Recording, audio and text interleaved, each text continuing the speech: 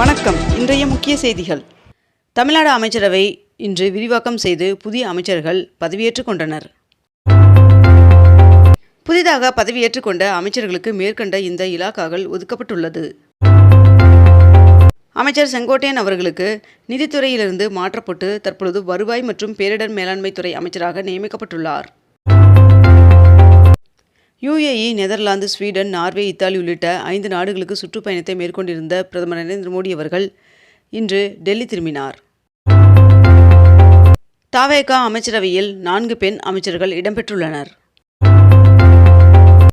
பொறியியல் மாணவர் சேர்க்கையில் விளையாட்டு பிரிவு மாணவர்களுக்கான சான்றிதழ் சரிபார்க்கும் பணி ஜூன் 1ஆம் தேதி முதல் தொடங்க உள்ளது. இந்தியாவின் வளர்ச்சி 6.4% குறையும் என்று ஐநா கணித்துள்ளது. உத்தரப்பிரதேசத்தின் பண்டா நகரம் 48.2 டிகிரி செல்சியஸ் வெப்பநிலையுடன் உலகின் மிக வெப்பமான நகரமாக உள்ளது என்று தெரிவிக்கப்பட்டுள்ளது. மெட்டா நிறுவனம் 8000 ஊழியர்களை பணி நீக்கம் செய்தது என்று தகவல் வெளியாகியுள்ளது. 22 கேரட் ஆபண தங்கத்தின் விலை சவரனுக்கு $480 அதிகரித்து 1 சவரன் 1,18,480 ரூபாயாகவும் 1 கிராம் 14,810 ரூபாய்க்கும் விற்பனை செய்யப்பட்டு வருகிறது. இதனைத் தொடர்ந்து 1 கிராம் வெள்ளியின் விலை கிராமிற்கு $5 அதிகரித்து 1 கிராம் வெள்ளி 290 ரூபாய்க்கு விற்பனை செய்யப்பட்டு வருகிறது. தமிழ்நாட்டில் 15 IPS அதிகாரிகளை இடமாற்றம் செய்து அரசு உத்தரவிட்டுள்ளது. சென்னை மாநகராட்சி பள்ளிகளில் வெப்பத்தை குறைப்பதற்காக குளிர்கூரை அமைக்கும் திட்டம் தொடங்கப்பட்டுள்ளது. பள்ளிக்கல்வித்துறை அமைச்சர் ராஜ்மோகன் அவர்கள் சென்னை அண்ணா நூற்றாண்டு நூலக வளாகத்தில் உள்ள கலையரங்கம், கூடரங்கம் ஆகியவற்றில் நேரில் சென்று பார்வையிட்டு ஆய்வு செய்தார். தவேக அமைச்சரவையில் 59 ஆண்டுகளுக்கு பிறகு காங்கிரசிற்கு 2 இடங்கள் ஒதுக்கீடு செய்யப்பட்டுள்ளதாக KC வேணுகோபால் அவர்கள் எக்ஸ் தளத்தில் அறிவித்துள்ளார். புதுச்சேரியில் சிவப்பு ரேஷன் கார்டு வைத்துள்ள குடும்ப தலைவிகளுக்கு மாத உதவித்தொகையாக 2500 ரூபாய் வழங்கும் திட்டத்தை அரசு செயல்படுத்தியுள்ளதாக தெரிவிக்கப்பட்டுள்ளது. தமிழகத்தில் இன்று கோவை, நீலகிரி, தேனி, ஈரோடு, திண்டுக்கல் ஆகிய 5 மாவட்டங்களில் கனமழை பெய்ய வாய்ப்புள்ளதாக வானிலை மையம் தகவல் தெரிவித்துள்ளது. புதுச்சேரியின் 16வது சட்டப்பேரவைக்கு தேர்வான 27 MLAக்களுக்கு தற்காலிக சபாநாயகர் அன்பழகன் அவர்கள் பதவி பிரமாணம் செய்து வைத்தார்.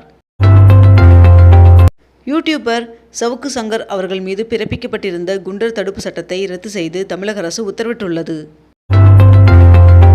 முதல்வர் விஜய் அவர்களை சந்தித்து திரைப்பட தயாரிப்பாளர்கள் 4% கேளிக்கை வரியை ரத்து செய்ய வேண்டும் என்று கோரிக்கை விடுத்துள்ளனர். தமிழ்நாட்டில் நேற்று அதிகபட்சமாக மீனம்பாக்கத்தில் 108 டிகிரி ஃபாரன்ஹீட் வெப்பநிலை பதிவாகியுள்ளது.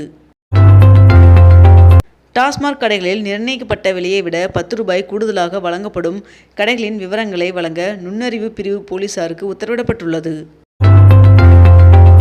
தமிழகத்தின் நலன் காக்க மேலும் அதிகமாக உழைப்போம் என்று திமுக தொண்டர்களுக்கு அக்கட்சியின் தலைவர் MK ஸ்டாலின் அவர்கள் அழைப்பு விடுத்துள்ளார்.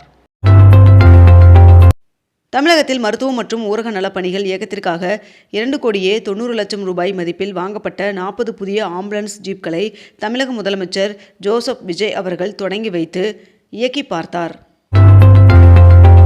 கேரளத்தில் அரசு பேருந்துகளில் பெண்களுக்கு இலவச பயண திட்டத்தை அமல்படுத்துவதற்கு தனியார் பேருந்து உரிமையாளர்கள் எதிர்ப்பு தெரிவித்துள்ளனர்.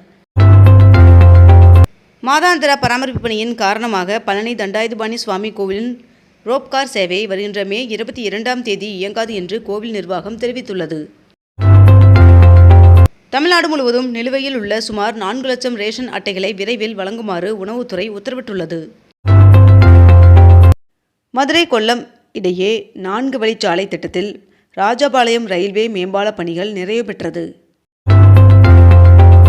சென்னை முழுவதும் 100க்கும் அதிகமான ரவுடிகள் கைது செய்யப்பட்டுள்ளனர்.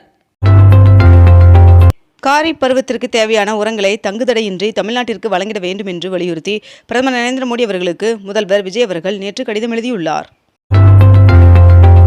10ஆம் வகுப்பு தேர்வு முடிவுகள் வெளியிடப்பட்டுள்ளது. மேற்கண்ட இந்த இணையதளத்தின் மூலமாக அறிந்து கொள்ளலாம் என்றும் தெரிவிக்கப்பட்டுள்ளது. 10ஆம் வகுப்பு தேர்வு முடிவுகள் வெளியாகியுள்ள நிலையில் தற்காலிக மதிப்பெண் பட்டியல் வருகின்ற 22ஆம் தேதி வழங்கப்படும் என்று தெரிவிக்கப்பட்டுள்ளது. கொடைக்கானலில் 63வது மலர் கண்காட்சி இன்று தொடங்கி மே 31ஆம் தேதி வரை நடைபெற உள்ளது.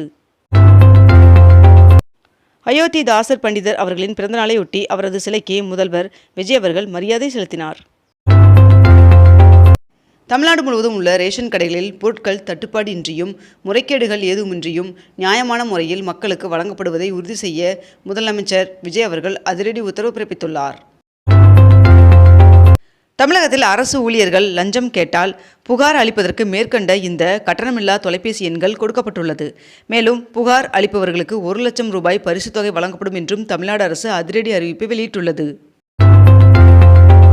தமிழகத்தில் 717 டாஸ்மாக் கடைகளை மூடுவதால் ஆண்டிற்கு சுமார் 15,000 கோடி ரூபாய் வருவாய் இழப்பு ஏற்படலாம் என்று தகவல் வெளியாகியுள்ளது.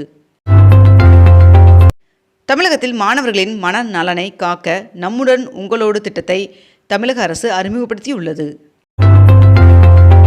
குரூப் VA பணிக்கு தேர்வான சில தேர்வர்கள் குறைபாடு உள்ள சான்றிதழ்களை மீண்டும் பதிவேற்றம் செய்யுமாறு தமிழ்நாடு அரசு பணியாளர் தேர்வாணையம் கூறியுள்ளது. இதற்காக மே 28ஆம் தேதி வரை இறுதி அவகாசம் வழங்கப்பட்டுள்ளது. சென்னை மாநகராட்சி ஊழியர்களுக்கு பயோமெட்ரிக் வருகை கட்டாயமாக்கப்பட்டுள்ளது. இதன்படி காலை மற்றும் மாலை என இருவேளையும் வருகை பதிவு செய்ய தமிழ்நாடு அரசு உத்தரவிட்டுள்ளது. செங்கல்பட்டு அரக்கோணம் இடையே 2வது ரயில் தடம் அமைக்க ரயில்வே அமைச்சகம் ஒப்புதல் வழங்கியுள்ளது. தமிழ்நாட்டில் பேருந்து ஓட்டுநர்கள் பணியின் போது கைபேசி வைத்திருந்தால் கடுமையான நடவடிக்கை எடுக்கப்படும் என்று தமிழ்நாடு போக்குவரத்து கழகம் எச்சரிக்கை விடுத்துள்ளது. ஸ்டாண்டர்ட் சார்ட்டர்ட் நிறுவனம் 7,800 ஊழியர்களை பணி நீக்கம் செய்ய திட்டமிட்டுள்ளதாக தகவல் வெளியாகியுள்ளது. மேற்கு வங்கத்தில் பெண்களுக்கு மாதம்தோறும் 3000 ரூபாய் உதவித்தொகை வழங்கும் அன்னபூர்ணா திட்டத்திற்கு அமைச்சரவை ஒப்புதல் வழங்கியுள்ளதாக தகவல் வெளியாகியுள்ளது.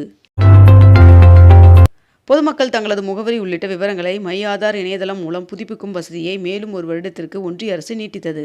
2027ஆம் ஆண்டு ஜூன் 14ஆம் தேதி வரை எந்தவித கட்டணமும் இன்றி ஆன்லைன் வாயிலாக விவரங்களை பொதுமக்கள் புதுப்பித்துக் கொள்ளலாம் என்றும் தெரிவிக்கப்பட்டுள்ளது.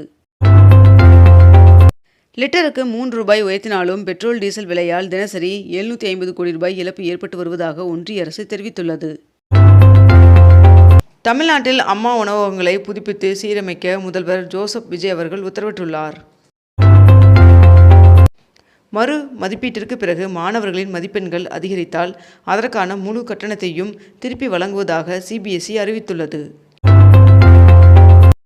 சென்னை தலைமைச் செயலகத்தில் இந்திய வர்த்தக மற்றும் தொழில்துறை சங்கங்களின் கூட்டமைப்பு பிரதிநிதிகள் குழுவினர் முதல்வர் விஜய் அவர்களை சந்தித்து பேசினர்.